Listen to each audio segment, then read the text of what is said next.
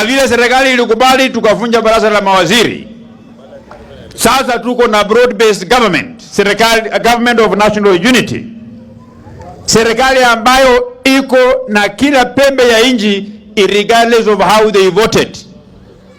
And I want to appreciate what the head of state did, because the fact that the people of Nyanza voted for Raila Amolo Odinga, it doesn't mean that they are incapable of serving in our government as ministers. Na tunataka tushikane pamoja sisi wote. Saa hii mmesikia waziri ambaye anahusika na maneno ya treasury, mwenye kukusanya ushuru, amekuwa chairman wa ODM.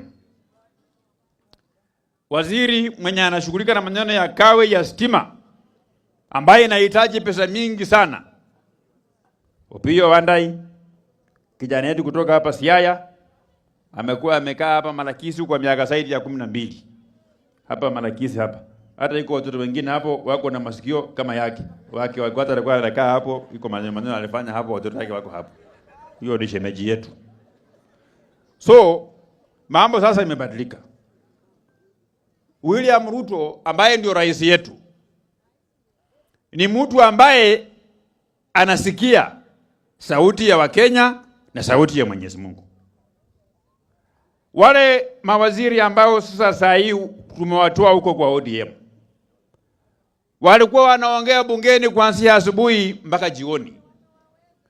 Eti unaweza kusanya ushuru kwa inji ikuwe nyingi, upeleke maji, uunde stima, utengeneze barabara bila kupandisha ushuru.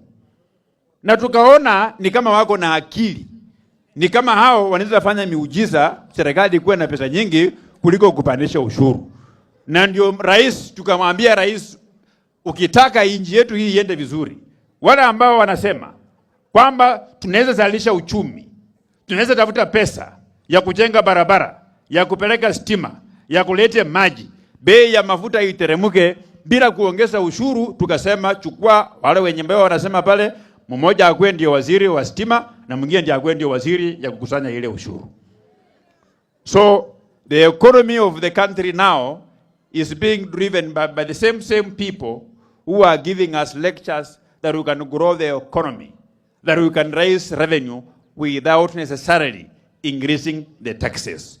Kwa hivyo mimi kama mjumbe ya Kimilili, tarehe ambayo Speaker of the National Assembly ambaye ndio chairman of the vetting committee, when the names of these ministers will be tabled on the floor of the House, I will support, we will approve them so that they can have an opportunity to implement what they were selling, what they were telling us in TV, what they were telling us in funerals, so that they can have an opportunity to take this country forward. Hiyo ndio tutawapatia kazi hiyo isonge mbele.